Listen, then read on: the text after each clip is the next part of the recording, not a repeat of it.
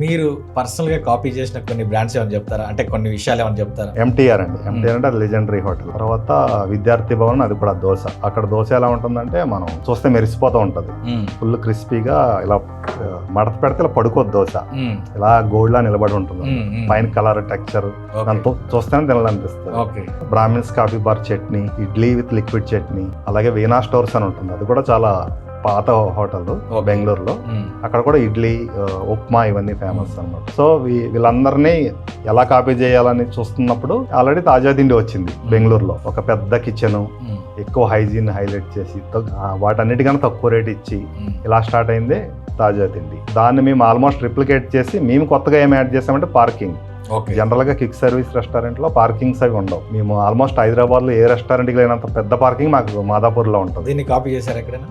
చేయలేదండి, మేమే అది ఎక్స్పెరిమెంట్. మీరు ఎక్స్పెరిమెంట్ పార్కింగ్ ఇస్తే ఇంకా గ్రోత్ ఎక్కువ ఉంటుందని.